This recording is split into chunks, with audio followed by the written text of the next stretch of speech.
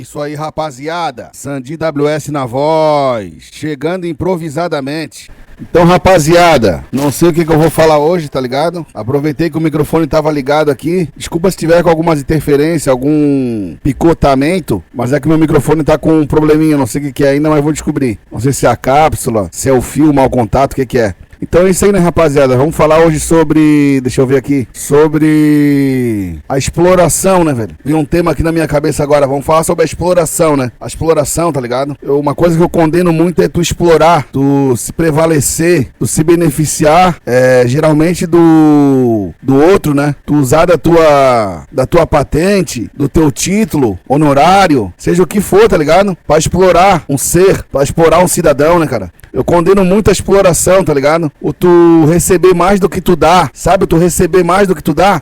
Vamos supor assim, tu tem um empregado, né, cara? Um empregado geralmente assim, necessitado, pá. Tu tem uma empresa, tá ligado? Tem vários funcionários na tua empresa. Daí tu, em vez de tu pagar um salário digno pra ele, dar um plano de saúde, dá um vale alimentação, o que tu faz, cara? Tu, pra te se beneficiar, pra te ter mais lucro, tu pega e escraviza essa pessoa, geralmente uma pessoa humilde, né? Que tem que ficar horas trabalhando pra ti por dia, pra ganhar um salário mínimo, tá ligado? Tu não valoriza aquele profissional, aquele esforço, aquele vestir do profissional, da camisa da tua empresa, tu não valoriza ele, tu não dá um salário digno pra ele, tu não dá um vale alimentação pra ele, tu não dá uma cesta básica, tu não dá uma férias, tu não dá nada pra ele, tá ligado? Um salário digno, tu não dá isso, tu prefere escravizar ele, tu prefere cortar os benefícios dele, ou aquela empresa multinacional, como uma Nike, como uma Adidas, que contrata, não sei se isso é mito, mas eu já ouvi falar, né, cara? Então, às vezes eu posso estar até sendo injusto com essas empresas, eu creio que seja mito, mas eu já ouvi falar que a Nike, a Adidas, a Puma, essas empresas aí, usam de como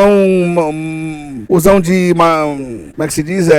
Mão de obra escrava, tá ligado? Paga aqueles neguinhos da África um salário ínfimo, pra eles ficar trabalhando dias a fio, costurando o tênis deles, fazendo os panos, fazendo as coisas, tá ligado? Os tênis, as camisetas, bermuda, tudo a preço de banana, paga um salário medíocre pra essas pessoas, pra lucrar muito em cima da mão de obra escrava deles. Isso eu condeno muito, tá ligado? Daí você pensa que você tá se beneficiando. Pô, tô pagando aqui um saláriozinho pra esse miserável aqui trabalhar pra mim, ó. Dou um salário mínimo pra ele fazer um trabalho aqui que era pra mim tá dando 10 mil, eu tô dando 1.000. Ele me gera 10 mil de benefício, mas eu só pago 1.000 pra ele, tá ligado? Tô explorando aqui, sou esperto. Tô usando de mão de obra aqui escrava do meu funcionário. Daí você acha que você é esperto, né, cara? Que você é o bambambam, que você tá por cima da carne seca, né? Que você é o espertão, você é o inteligente, o foda. Mas se você desse um salário digno pra essa pessoa, cara, se você desse um vale alimentação, se você desse um plano de saúde, o que ele rende hoje, ele renderia 200% mais, tá ligado? Se tu promovesse ele, aquele teu empregado antigo, que faz um serviço bem prestado pra ti, se tu desse uma promoção de cargo pra ele, dobrasse o salário dele, ele ia se empenhar 90% de vezes mais, velho. Ele ia dar o sangue, ele ia ver que ele tem futuro, que ele pode crescer ainda mais ainda. Então ele ia ligar a força dele, o empenho dele no máximo. Ia te gerar bem mais benefício do que aquele cara que tu pega, te escraviza, o cara tá ali, tá vendo que só vai ser aquilo, não faz o serviço muito bem feito, porque sabe que tá oferecendo um serviço além do que ele é pago, então ele não rende muito, tá ligado? Ele fica depressivo, vê que tá trabalhando igual um condenado e não consegue pagar as contas, não consegue ter uma sobra, fazer uma viagem, ou proporcionar um lazer pra sua família. É só aquilo ali que ele recebe e não tem mais nada, tá ligado? Não tem uma férias, não tem um plano de saúde. Então você valoriza seu profissional, cara, que ele vai render muito mais, ele vai dar o sangue por você, se você der uma promoção pra ele, valorizar o seu profissional, tá ligado? Não fazer igual essas empresas aí que usam de mão de obra escrava pra enriquecer em cima do esforço dos outros, tá ligado? Então valorize, cara, valorize o seu profissional, o seu empregado, dê o melhor pra ele, tá ligado? Dê uma condição digna pra ele, entendeu? É isso que eu considero um patrão, uma empresa que merece evoluir na vida. Deus até ajuda, tá ligado? Um cara que honra os seus, é muito digno isso aí. Tu honrar aqueles que te favorecem, tu olhar, tu zelar, tu promover aqueles que são responsáveis pela tua riqueza, né, cara? Porque os teus funcionários, cara, os que trabalham pra ti, são os que te botam dinheiro no bolso, cara. São os responsáveis pela tua fortuna, teu lucro, pelo teu dinheiro, pelo teu capital de giro. Aquilo são eles que giram a tua fortuna. São eles que te enriquecem, cara. Como que não vai valorizar um profissional desse, cara? Como que não vai dar tudo de bom pra um fulano desse? Olha o Silvio Santos, como é que ele era com seus empregados, cara. Ele perguntava, como é que tá aí? Estão pagando certinho aí o teu vale alimentação? Estão pagando certinho aí o teu plano de saúde? Como é que é? É bom o plano de saúde que eu tô oferecendo pra você? Ele procurava saber, tá ligado, com os funcionários. E aí, tá feliz aí no teu cargo?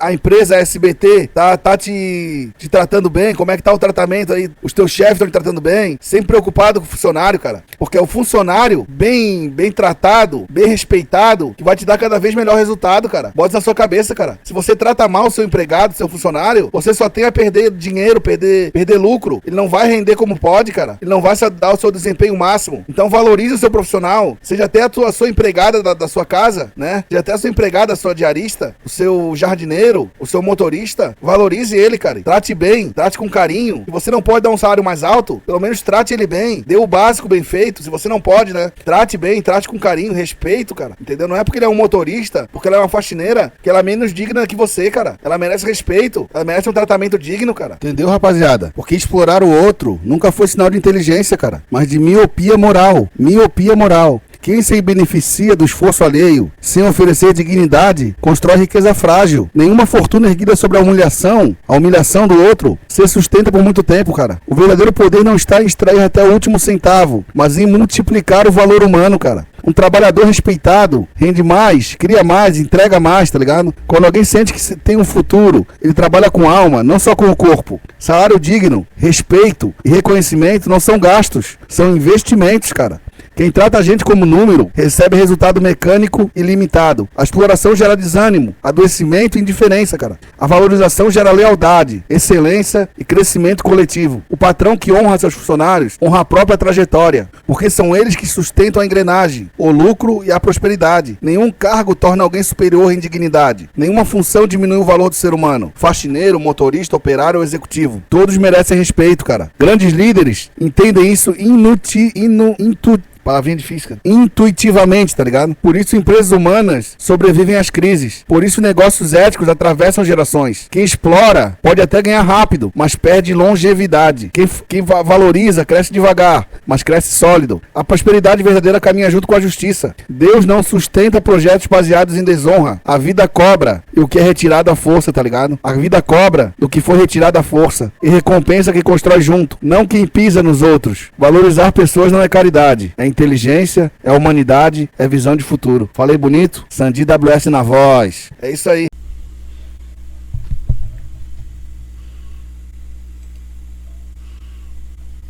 Agir. Agir.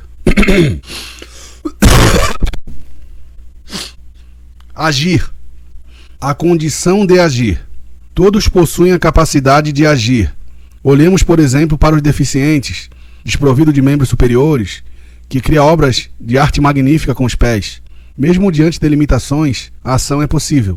O essencial é que essa ação seja direcionada para o bem. Muitos não agem por não saberem o que fazer, ou por não cultivarem em sua mente formas nobres de ação. O valor das boas ações. As boas ações são os únicos bens que podemos levar conosco após a morte. Nossas boas obras. Para cultivá-las, é necessário aprimorar-se com pessoa, pois a mudança começa internamente e só depois se exterioriza. Aperfeiçoamento moral. O desenvolvimento moral consiste em compreender e praticar o que é certo, evitando o que é errado. Trata-se da filosofia que orienta os costumes, deveres e modos de proceder do homem em relação a seus semelhantes, sempre em favor dos bons costumes. Aperfeiçoamento intelectual. Após fortalecer o campo moral, é necessário desenvolver a inteligência, a capacidade de entender, conhecer e aprender. Aprender fundamentalmente permite aprimorar habilidades, gerar independência e alcançar progresso financeiro. A ação como princípio.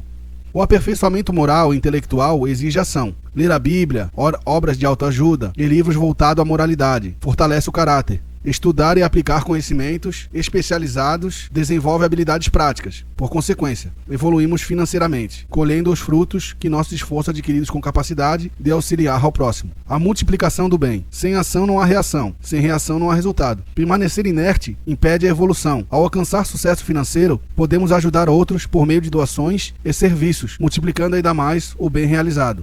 Autor e voz, Sandy WS. Dever de um professor. O papel do educador, o principal deve ser de um educador é ensinar. O principal papel de um educador deve ser ensinar. Para ensinar de maneira eficaz, é necessário, antes de tudo, dominar o conteúdo que será transmitido. O professor deve selecionar os melhores livros, traduzindo seu conteúdo para a linguagem dos alunos, tornando o aprendizado acessível. Muitas obras são redigidas por autores muito cultos, com linguajar muito sofisticado, que pode dificultar a compreensão dos estudantes, se atentar para isso.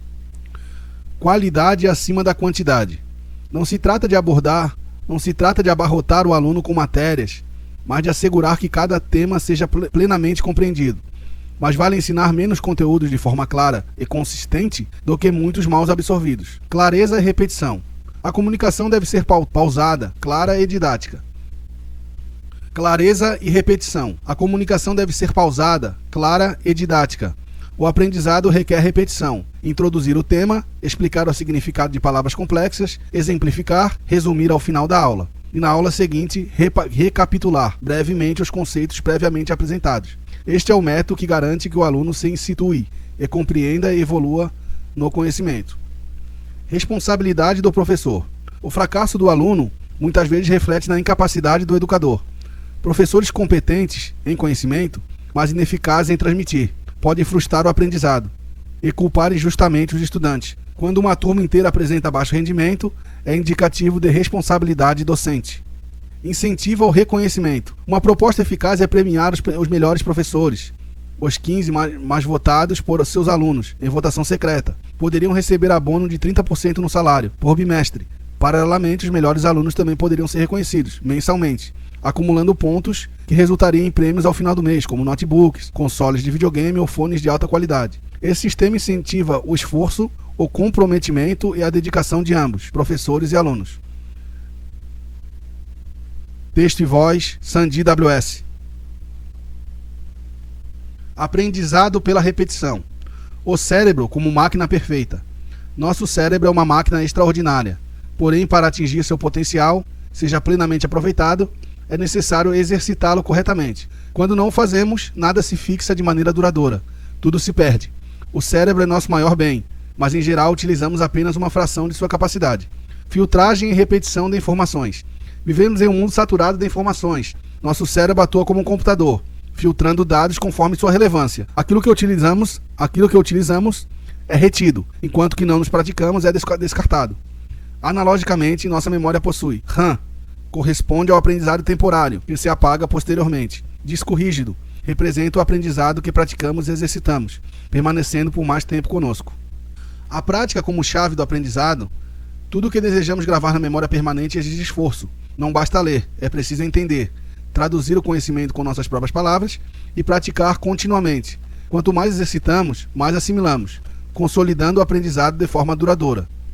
Crítica ao sistema educacional atual. O ensino vigente no Brasil prioriza a decoração mecânica de conteúdo, desprovido de real compreensão. Durante 13 anos, os estudantes absorvem informações apenas para obter o diploma ou aprovação em uma universidade, esquecendo grande parte do que aprenderam. Esse sistema, ao invés de promover a evolução, limita o desenvolvimento intelectual e priva os jovens de experiências significativas. O ensino prático e repetitivo. Métodos que se restringem ao explicar, estudar e testar são insuficientes.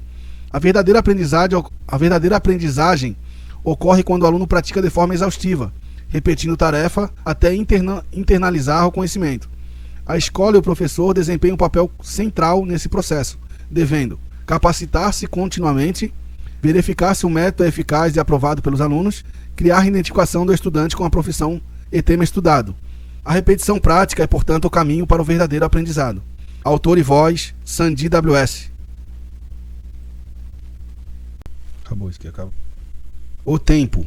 O tempo não se refere ao clima, trata-se de nossa relação com ele e de como o utilizamos. Frequentemente ouvimos que o tempo é dinheiro, porém o tempo em si não é dinheiro, nem a essência do que é valioso. O que realmente importa é a destinação que damos a cada instante, pois é o resultado de nossas ações que produz frutos concretos. Nada ocorre de imediato. Nós mesmo levamos 9 meses para nascer, e uma oliveira demora 100 anos para frutificar. Assim, o tempo é indispensável, mas inerente se não houver ação. É mister plantar, adubar, irrigar e cultivar, para que a colheita se manifeste no momento oportuno. O uso do tempo pode favorecer ou prejudicar-nos. Um atleta de fisiculturismo com disciplina e planejamento alcança sua forma ideal. Um indivíduo negligente, sem cuidado, escolhe os efeitos adversos do mau uso do tempo. Ambos experienciam as consequências do que semearam. O cerne da questão é a perseverança. Objetivos podem demandar longos períodos para se concretizarem, e o resultado final depende do nosso esforço constante, mesmo diante de obstáculos e percalços. Síntese em 2 máximas. O sucesso é fruto da perseverança. A perseverança é aliada ao tempo. Preguiça e desistência equivalem ao fracasso, e o fracasso nasce do emprego indevido do tempo. Autor e voz, Sandy WS. O que leva um menino para o crime? A busca pelo dinheiro fácil. Muitos jovens em situação de vulnerabilidade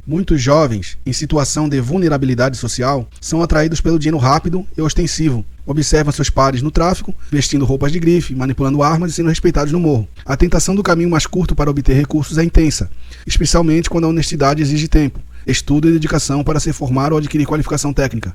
As causas sociais e estruturais: miséria e ausência de oportunidade. Famílias que passam por necessidades básicas deixam os jovens desprovidos de alternativas viáveis. Preconceito e exclusão. Jovens negros e periféricos enfrentam barreiras para empregos decentes, sendo forçados a aceitar migalhas. O tráfico como solução imediata. O crime surge como uma alternativa racional frente à ausência de políticas públicas eficazes. Resumo parcial.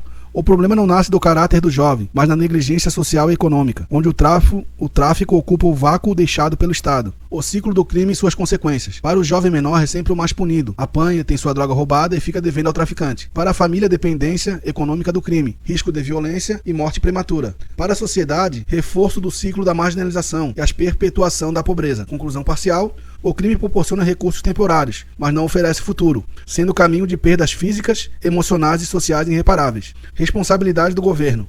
O Estado não é culpado pelo surgimento do tráfico, mas sim por não oferecer alternativas dignas. Falta de escola com educação de qualidade, ausência de oportunidade de trabalho para adultos e chefes de família, falta de programas de incentivo e permanência no estudo e capacitação profissional.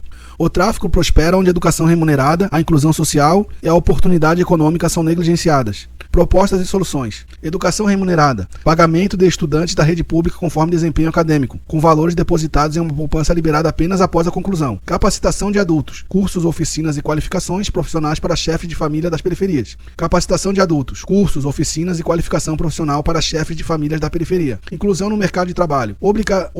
Obrigatoriedade de empresas privadas de reservar vagas a cidadãos vulneráveis. Apoio social integrado. Combinação de educação, trabalho e suporte às famílias para reduzir dependência do tráfico. Síntese. Prevenção e oportunidade são mais eficazes que repressão. Oferecer caminhos dignos é a forma mais humana e eficiente de combater o crime. Considerações finais. O jovem que adere ao tráfico não escolhe o mal por natureza, mas por falta de alternativas. A sociedade e o Estado têm o dever moral de promover caminhos seguros, dignos e lucrativos para o desenvolvimento pessoal e profissional dos cidadãos. Mensagem-chave. O crime não é inevitável. Ele floresce onde a educação, a oportunidade e o cuidado social falham. Autor e voz, Sandy WS. Gratidão. Introdução. O valor do reconhecimento. A gratidão transforma o ser humano, elevando moral e espiritualmente. Muitas das conquistas atuais já foram desejos distantes ou sonhos inalcançáveis. Contudo, a posse não deve nos tornar insensíveis. Muitas das conquistas atuais já foram desejos distantes ou sonhos inalcançáveis. Contudo, a posse não deve nos tornar insensíveis, mas conscientes do valor do que temos. Reconhecer nossas conquistas e limitações é o primeiro passo para a maturidade e evolução pessoal. Gratidão a Deus e a nós mesmos. Agradecer a Deus pelo dom da vida, pela criação perfeita e pelo universo que nos circunda. Agradecer a si mesmo pelo esforço, perseverança e aprendizado adquirido, mesmo através de erros próprios ou alheios. Apreciar nosso corpo e mente, cuidar, nutrir, desenvolver e aperfeiçoar nossa máquina perfeita, resistente menos diante da adversidade, resistentes mesmo diante de adversidades. O reconhecimento deve abranger tanto a origem divina quanto o mérito próprio. A lição do livre-arbítrio. Deus não nos criou os robôs, mas seres simples e ignorantes, dotados de livre-arbítrio. Somos convidados a aperfeiçoar nossa própria essência, construindo a perfeição por meio do esforço, aprendizado e escolhas conscientes. A perfeição não é dada, é conquistada. Nossas ações refletem nossa responsabilidade diante da vida e da criação. A justiça da semeadura. O universo opera sob leis naturais, de causa e efeito. Quem planta, colhe. Quem ignora o cultivo, não desfruta do fruto. Nossa existência é um espelho do que praticamos, e tudo o que recebemos é consequência direta de nossas escolhas. Mensagem-chave. A gratidão deve ser acompanhada de consciência ética e responsabilidade pessoal, reconhecendo que cada ato retorna multiplicado. Autor e voz, Sandy WS.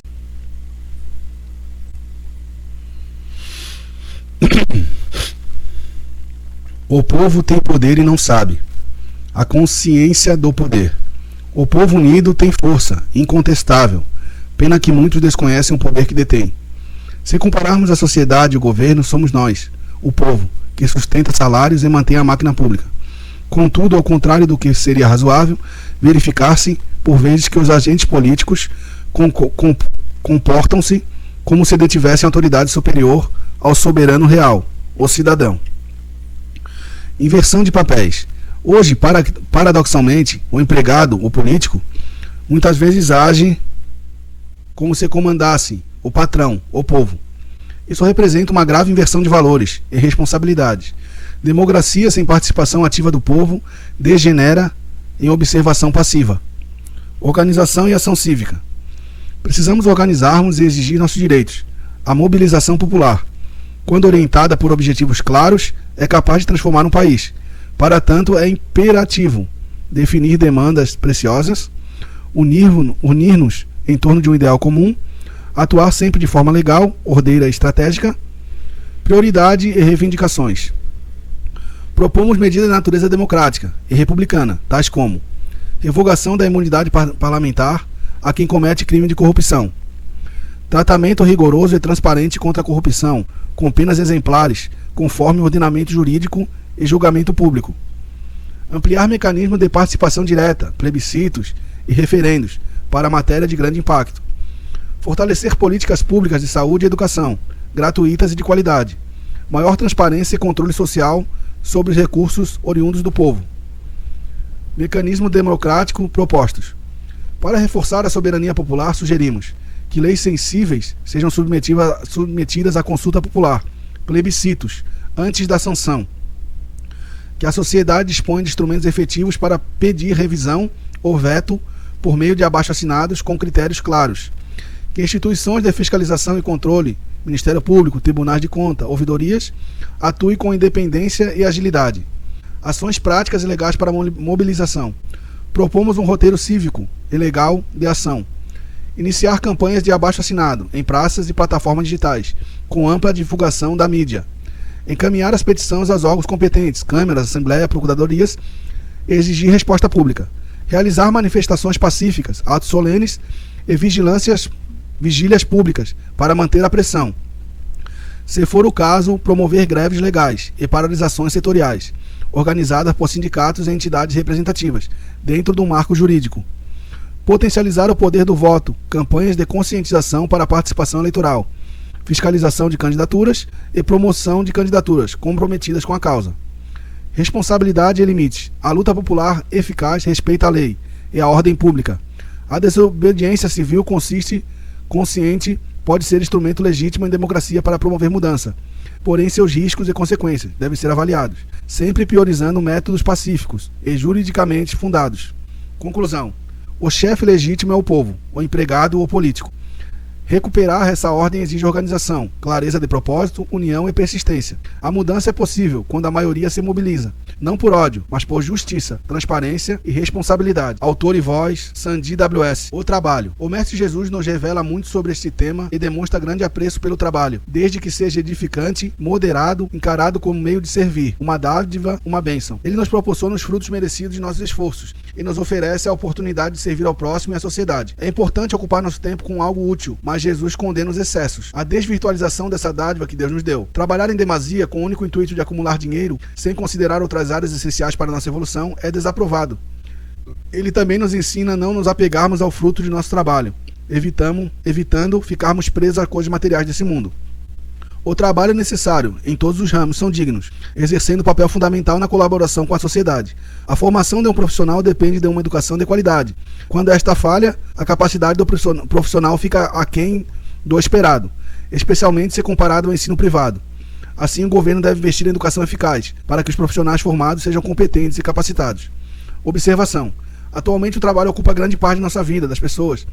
Seria interessante que a Constituição regulamentasse a carga horária, reduzindo para meio período, com salários dignos.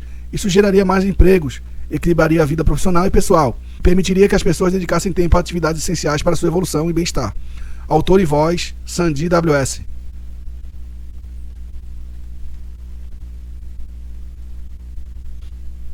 Vou botar mais um aqui.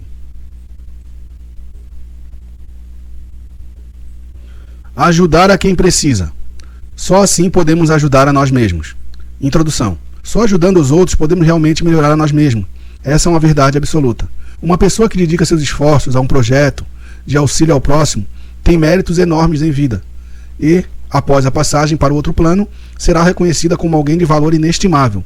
A magnitude do bem que essa pessoa faz à humanidade é incalculável e certamente Deus se orgulha e recompensaria com bênçãos abundantes. Porém, é essencial que o ato de ajudar seja motivado pelo amor e pelo prazer de fazer o bem, não apenas pelos méritos ou vantagens pessoais. Se você não tem condição de realizar algo grandioso, mesmo colaborando com outras pessoas, ainda assim pode contribuir dentro de suas possibilidades. Um ato de caridade, por menor que seja, sempre é um gesto de grandeza e progresso para a humanidade. O projeto social. Se eu fosse financeiramente privilegiado, seria uma alegria poder exercer minha caridade de forma organizada e eficaz. Eu priorizaria o cuidado com as crianças, que são o futuro do Brasil, investindo na educação desde a primeira infância. O projeto incluiria creche, atendimento de crianças a 1 a 5 anos, escola integral, do 5º ano até o término do ensino fundamental, seleção e patrocínio. Estudantes mais dedicados receberão apoio do ensino médio, se merecessem, cursos preparatórios para vestibulares. Os responsáveis pela manutenção e administração da creche e das escolas seriam os pais das crianças, remunerados de acordo com sua função. O orçamento inicial seria cerca de 500 mil por mês, já seria suficiente para atender várias crianças. Além da grade de aulas irregulares, seria promovido palestras educativas como temas primordiais nessa fase de vida, como prevenção a drogas, sexualidade, doenças e contracepção, orientação sobre o futuro da profissão, valores espirituais com enfoque no espiritismo, mantendo respeito às famílias. Algumas crianças órfãos poderiam residir na sede do projeto. O objetivo seria desenvolver ao máximo o potencial de cada criança, e quem não se comprometesse com a filosofia da casa perderia a vaga, sendo assim substituído por alguém motivado a estudar e a vencer na vida. A sede do projeto seria localizada próxima à comunidade carente, com espaço amplo e acolhedor,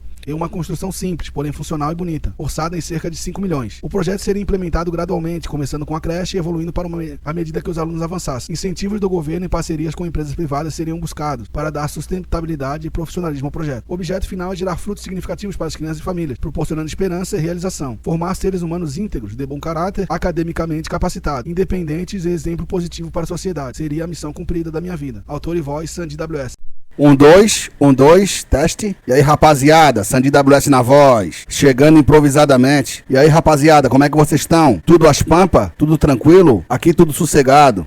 Mandar essa mensagem aqui, fazer um breve comentário sobre o melhor de todos os tempos no futebol, né? Aquele que foi o the best mesmo, tá ligado? O melhor. Então, eu sou daquele tipo de pessoa que falo do que vi, né, cara? Falo do que contemplei, falo do que ouvi, né? Então, o que eu vi mesmo, né? Quem eu vi, que eu nasci em 85, eu não peguei a época do auge do Zico, que foi 82, 80, tá ligado? Foi um grande jogador, o Zico, também um excelente, quase completo em todos os fundamentos, né? Mas não vi jogar, tá ligado? Não parei pra ver um jogo. Então, quando eu nasci e fui começar a assistir futebol, o Zico já era aposentado. Quando eu peguei a fase do Zico mesmo, foi ele jogando no Japão lá, fazendo aquelas misérias que ele fazia aquele japonês, né, cara? Praticamente ensinou o Japão a jogar futebol, né? Ele ensinou o Japão, o japonês a jogar futebol. Fazendo aquelas misérias, aqueles gols de voleio, aquelas coisas mais lindas do mundo que o Zico fazia, né? Mas daí já tava final de carreira, então não peguei o auge. Daí tem o Pelé também, né, cara? Foi tido como os melhores, né? Parece que tá comprovado mesmo, pelo que os caras da época falavam, pelas filmagens que tem, ele tem muita filmagem, muito gol feito. Parece que Pelé foi o melhor, tá ligado? Parece que não há dúvida. Foi comprovado mesmo que Pelé era um artista do futebol. Ele não era um craque, ele não era um gênio. Ele era um gênio, mas ele é um artista da bola, tá ligado? Já é outro nível, né? Pelé já era outro nível, era outro patamar. Era o rei mesmo, tá ligado? Mas não vi jogar, tá ligado? Então não posso falar do que eu não vi, né, cara? Então, tem o Pelé, tem o Zico, tem o Maradona. Maradona também era impossível, aquele bicho, né, cara? Jogava cheiradão mesmo, né, cara? Porra, cheirava uma cocaína e ia jogar, tá ligado? Ninguém pegava ele, cara.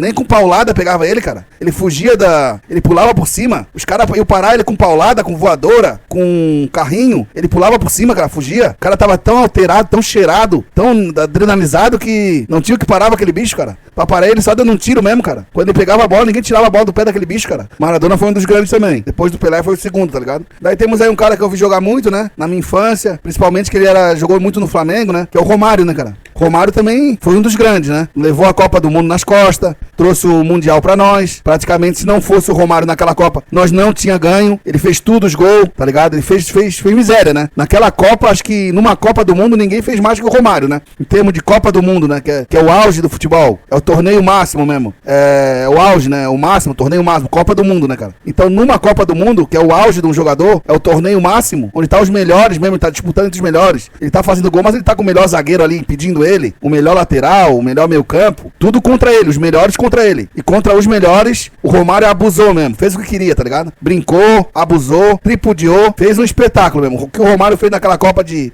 94, ninguém fez, tá ligado? Foi algo extraordinário. Então temos o Romário, que foi um dos grandes também, o terceiro melhor do mundo, né? Mas o que eu vi jogar mesmo, que eu acompanhei, que eu parava pra ver o jogo, era o Ronaldinho Gaúcho, né, cara? Aquele ali era o bruxo mesmo, tá ligado? Deram o apelido certo pra ele. Foi eu que dei esse apelido pra ele, tá ligado? O bruxo. Porque o que ele fazia com a bola no pé era magia, cara. Era feitiçaria, cara. Era bruxaria que aquele bicho fazia, cara. Porra, era de uma inteligência, de uma criatividade, cara. De uma habilidade, de uma genialidade que, pra mim, foi o melhor, tá ligado? Que eu vi jogar, né? Tem esse que eu falei, o Pelé, o Maradona, o Zico, o Romário, mas que eu vi jogar mesmo, que eu parava pra ver o jogo dele no Grêmio. Até o do Grêmio eu via, cara. Passava, eu gostava de ver o Ronaldinho jogar no Grêmio. No Barcelona, acho que ninguém fez tanta bruxaria, tanta magia num clube como o Ronaldinho fez no Barcelona, né? Ninguém fez tanto, né, cara? Por um clube como o Ronaldinho fez no Barcelona. É muita genialidade, ele não é só um fazedor de gol nato. Ele, além de ser um fazedor de gol, ele é como é que se diz? Me fugiu a palavra, cara. Aquele cara que faz a assistência. Como é que é o nome? O garçom, né? O cara que faz... Me fugiu a palavra que eu queria. Não achei a palavra que eu queria. Mas o cara que faz a assistência, que pega e te bota a bola assim,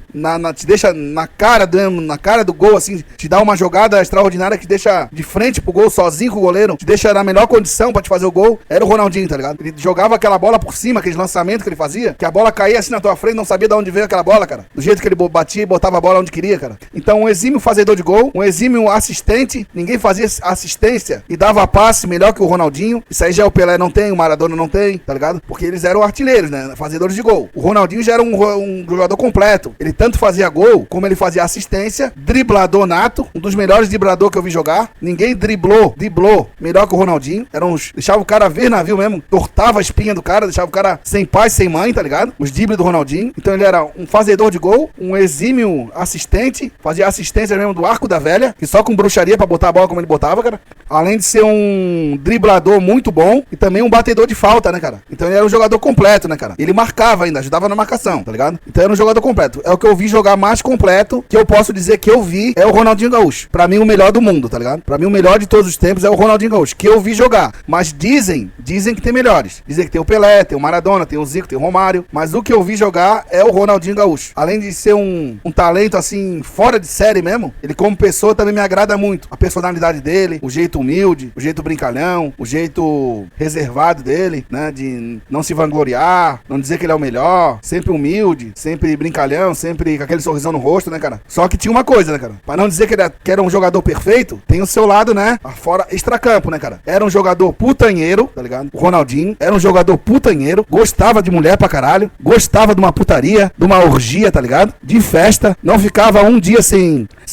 o pagodezinho dele, sem o batuquezinho dele, sem a festa dele, o social dele que chamava, né? Ó, vem aqui hoje que vai ter social aqui na minha casa. No outro dia tinha jogo, tá ligado? Então tinha treino, tinha jogo. Então ele chegava no treino, já virado da festa, nem dormia direito, já ia direto da festa, da noitada, pro treino. Então isso aí prejudicou um pouco ele, tá ligado? Mesmo ele sendo um jogador muito foda, treinava tudo, fazia certinho, mas a noite, a bebida, a putanhagem, prejudicou um pouco ele, tá ligado? Se não fosse esse, ele seria melhor ainda do que ele já é. Mas é um jogador muito completo. Mas gostava de uma putaria, era um putanheiro nato, gostava de fazer uma orgia, um sexo, muitas mulheres, muita bebida, muita festa, muita boate, muito pagode, né, cara? Gostava disso aí, né? Tava no sangue dele. Ele gostava de uma boate, de uma festa, de um pagode, tá ligado? Então foi um cara que viveu a vida intensamente, né, cara? Eu não condeno ele por isso. É um cara que fazia o dele, comparecia no que cabia a respeito, fazia os gols dele, ganhava pro time e tem todo o direito de comemorar, fazer a festa dele. Isso aí já é a vida particular particular do jogador. Era um putanheiro nato, um festejador mesmo, gostava de uma balada, de uma bebida, de uma mulher, tá ligado? Gostava, mas fazia o dele dentro de campo, né, cara? Então era isso aí, né, cara? É isso aí que eu tenho pra dizer sobre os jogadores mais foda do futebol, né? Isso aí. Então, pessoal, agora eu tô falando aqui, mas não é de improviso, tá ligado? Isso aqui ainda é de improviso, né? Mas o texto que vem a seguir, o texto a seguinte, já é um material mais burilado, já é um material mais lapidado, tá ligado? Que eu escrevi, né, velho? Então ele já é mais robusto, tem um grau de perfeição maior do que quando eu falo, porque eu posso voltar, posso tirar uma palavra, posso botar outra, tá ligado? Então o texto fica mais rebuscado, fica mais perfeito. Então eu vou começar a ler o texto que eu escrevi pro Ronaldinho, né, velho? Ronaldinho Gaúcho não jogou futebol, encantou o tempo, foi riso em chuteira, foi ginga elevada e arte maior, o mago que fez com a bola a extensão da alma, e do improviso ciência exata, campeão no mundo em 2002, onde a genialidade sorriu até nos momentos decisivos, autor de gols impossíveis, como o voleio que silenciou defesas inteiras. Em 2005 o planeta se curvou, bola de ouro, melhor do mundo pela FIFA, em 2004 e 2005, não por números frios, mas por devolver alegria ao jogo. No Barcelona, ressuscitou um gigante adormecido, liderando a Champions League em 2006, com magia e liderança. No Bernabéu, fez o impossível, foi aplaudido de pé pela torcida rival, um feito reservado apenas aos imortais. Dribles sem olhar, passes que desafiavam a lógica, faltas cobradas com malícia e precisão cirúrgica. Ronaldinho jogava sorrindo, o mundo sorria com ele. Campeão na Copa América de 99, na das Confederações em 2005, sempre protagonista, nunca coadjuvante. Não foi só vencedor, foi inspirador, formou gerações, reacendeu paixões e provou que o futebol pode ser arte, quando o dom encontra a liberdade. É isso aí, pessoal. Sandi WS na voz. Alô, alô, alô, alô, alô, alô, alô, alô. A mesa de som parece que desconfigura, cara. Ela abaixa o volume, cara. Estranha, velho. Coisa estranha isso, cara. Ela parece que perde o volume, cara. Coisa estranha, né, velho? Coisa estranha, cara.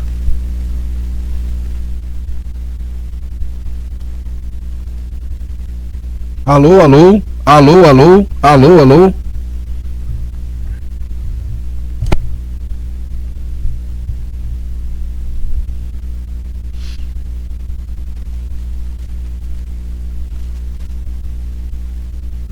O poder da prece, o elo com Deus.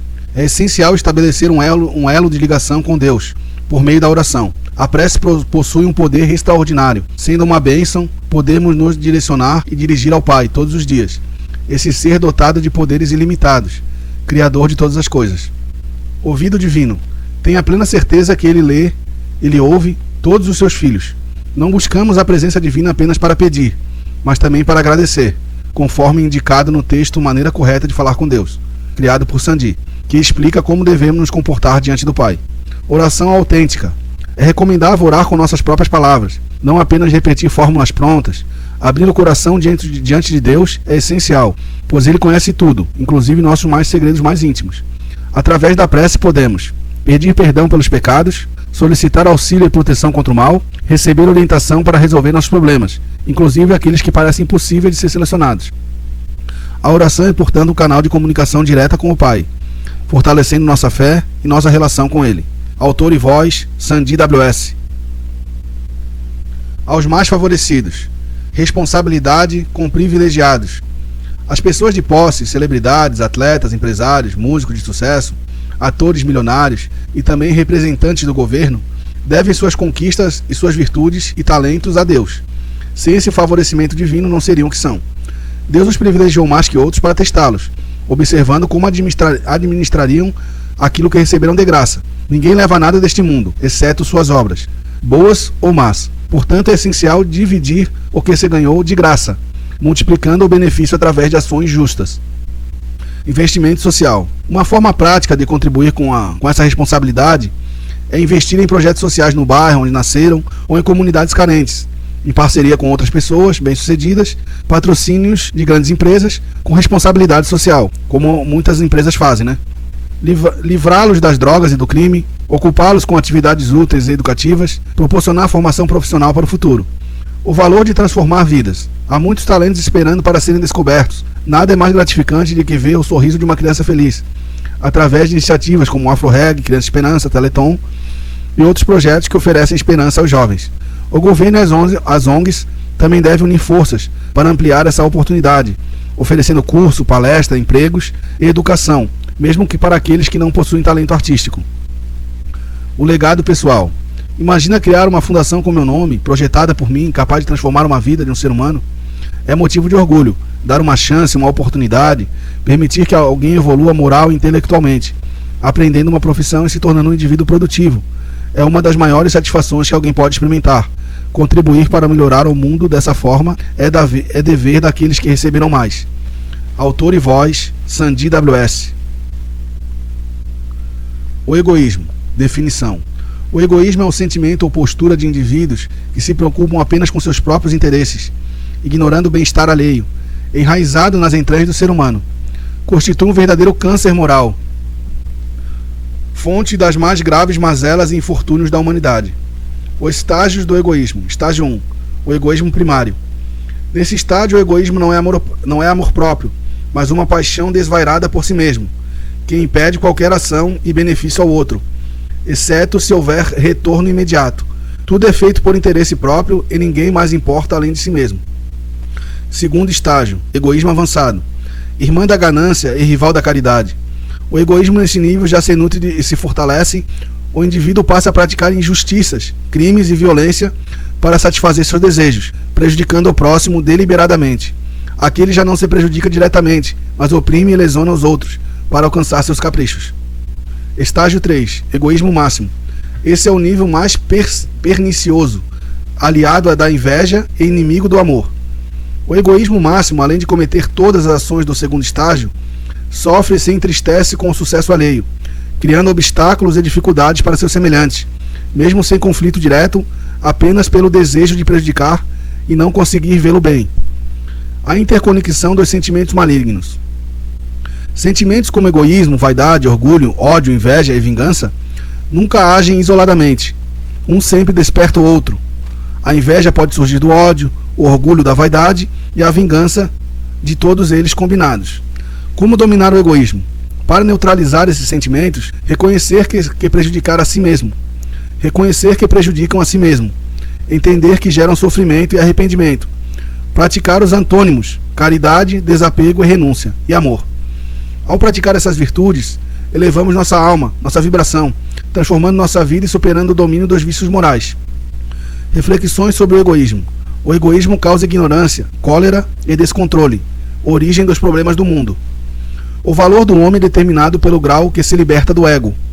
Egoísmo, orgulho, vaidade, ambição, cupidez, ódio, inveja, ciúme e maledicência são ervas venenosas da alma, cujo contraveneno é a caridade e a humildade. A pior prisão é a mente, dominada por preconceitos, cobiça, hipocrisia, egoísmo e mentira. O amor não age por interesse. O egoísmo é a ausência de amor. O amor vive de dar e perdoar. O egoísmo de tomar e esquecer. O egoísta é frequentemente derrotado por si mesmo, por sua vaidade. Todas as virtudes são filhas do amor, assim como todos os defeitos são filhos do egoísmo. Autor e voz, Sandy W.S.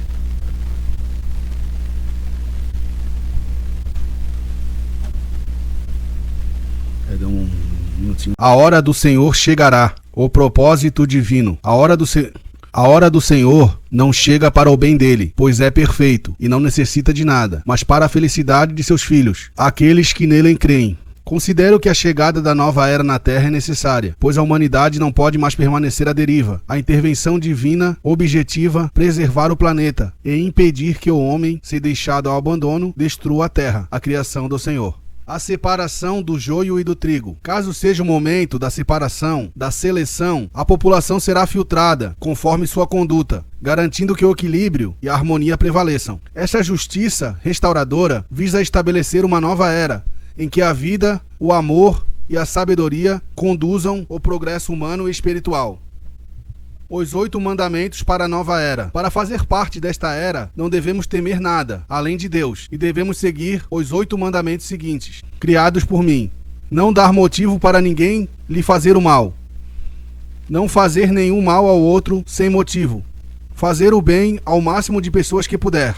Não se eximir de responsabilidades que possam ser cumpridas para o bem de todos. Respeitar as pessoas e suas diferenças. Fazer algo útil, não para si, mas para os outros. Divulgar a palavra de Deus para que todos conheçam a verdade. Agir sempre com justiça, conhecimento da verdade e amor.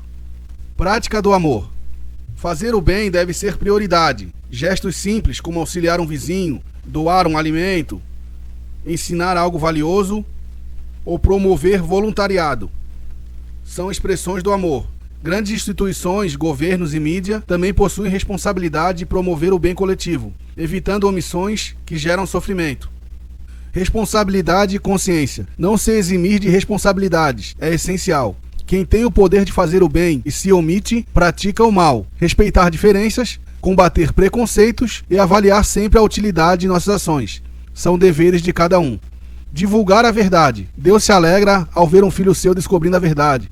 Trazer à luz os ensinamentos essenciais da Bíblia, interpretá-los e compartilhá-los é um ato de serviço divino, complementado pelos milagres que confirmam sua presença. Conclusão. Esses mandamentos não substituem a lei de Deus, mas servem como guia para que possamos servi-lo com consciência, responsabilidade e amor. Seguindo-os, nos aproximamos da nova era, da harmonia e da verdadeira evolução espiritual.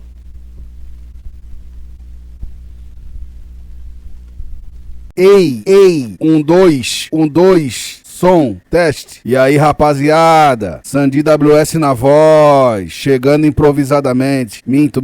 Hoje eu não vou chegar improvisadamente. Hoje eu vou chegar com uma oração, tá ligado? Uma oração redigida. Eu redigi uma oração. Primeiro eu fiz a oração a Deus, né? E gostei muito da prece, então eu resolvi sintetizá-la, né? Pegar aquela inspiração que eu tive, daquela oração que eu fiz, eu resolvi botar no papel. E o meu texto, tu sabe que é redondinho, né? Tu sabe quando eu paro pra escrever, desce uma inspiração de Deus e o bagulho sai redondo, sai perfeito mesmo. Então vamos ao texto. Senhor, magnânimo Deus, longe de mim levantar queixa contra o provimento que derramas sobre mim. Longe de mim murmurar contra o pão que me concedes, ou contra o ar que me permite respirar. Mas no silêncio do meu espírito, ouso avaliar a vastidão do meu plantio. Não apenas o financeiro, que os homens tanto veneram, mas o plantio invisível, o que não se mede em cifras. O que não sabe em planilhas, o que não se sabe em planilhas, nem se registra nos livros do mundo. Avalio a qualidade de vida que semeei em outros, a utilidade pública dos meus atos, o impacto moral que ecoou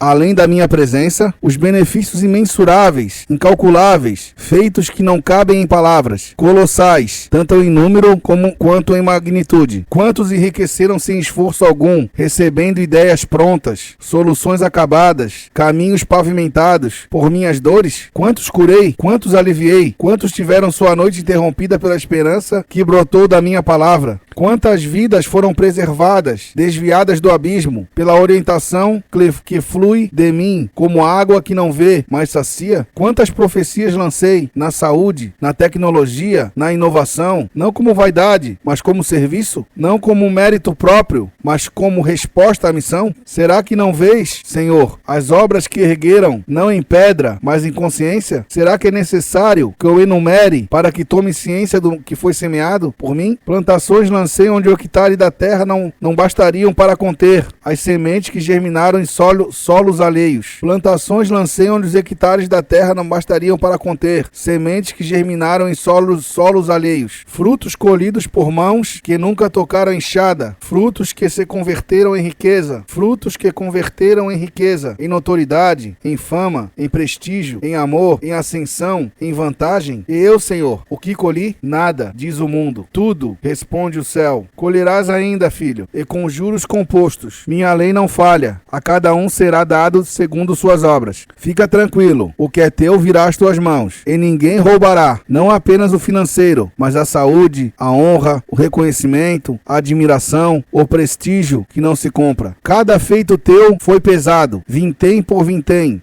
gota por gota, sacrifício por sacrifício. Nada se perdeu, nada caiu no esquecimento do Eterno. Tudo retornará multiplicado, porque tua semeadura foi larga, e tua entrega foi inteira. E ainda assim, Senhor, não reclamo da missão que me confiaste. Sou grato a ela, ainda que doa. Mas ouso perguntar, não por soberba, mas por perplexidade de alma. O que fizeram esses seres humanos para merecer me ter? O que realizaram para receber tamanho benefício? O que produziram para usufruir de uma dádiva tão grande? verdade, quanto a acessar a minha mente, minha visão, meus pensamentos, minha criação, alguns tão inferiores em moral e discernimento, o que fizeram de tão elevado para se beneficiar de algo que não construíram? Esclareça-me, Senhor, elucida-me, onde está o mérito deles? Filho, escuta a minha voz, não foi por merecimento deles, mas por tua escolha. Foste tu que pediu essa missão, foste tu que decidiu se doar, tu não vieste por acaso, vieste para acelerar o processo, para condensar séculos em décadas, para empurrar a humanidade 100.000 anos à frente, em apenas 100. Tua passagem não foi comum, te ter é privilégio, te ouvir é graça. Muitos não merecem sequer escutar a tua voz, mas porque perdiste essa missão, não te preocupes, estou contigo. Temos um mundo a reconstruir, nada te faltará, tudo será suprido, tudo te será restituído. Então eu escrevi 2 tratamentos, né? Que eu escrevo, né? Eu escrevo, dou o primeiro tratamento, dou o segundo, dou o terceiro, né? Cada tratamento o texto vai ficando mais aperfeiçoado, com melhor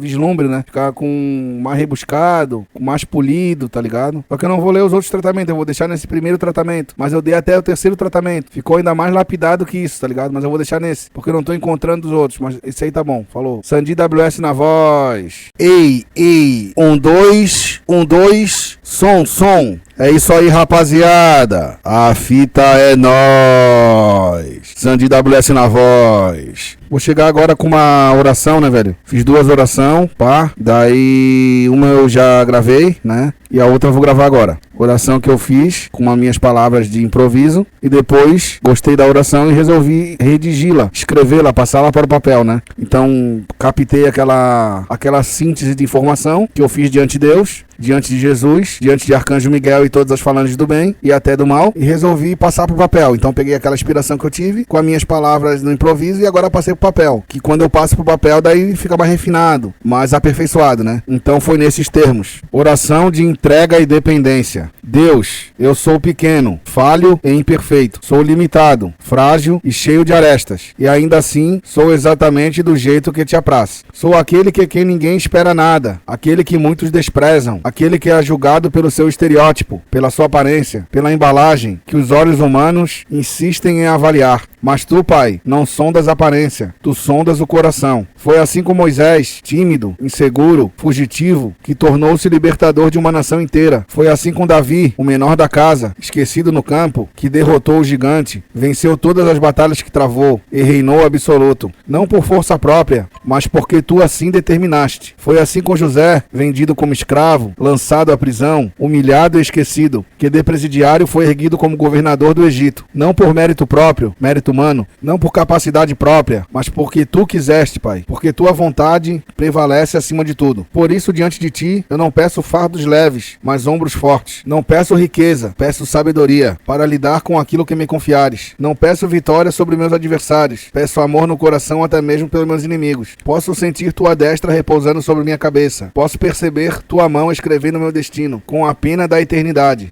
Não sou digno de tua bondade, não sou digno de tua misericórdia, mas quem sou eu para contrariar tua vontade soberana? Eis-me aqui, Senhor, pronto para o que vier. Entrego minha alma, entrego meu corpo, entrego minha história a teu bel prazer. Faz de mim o que desejares. Tens um ambiente perfeito, tens um cenário propício e tens o servo disposto. Molda-me, lapida-me, escreve o roteiro da minha vida com tua própria mão.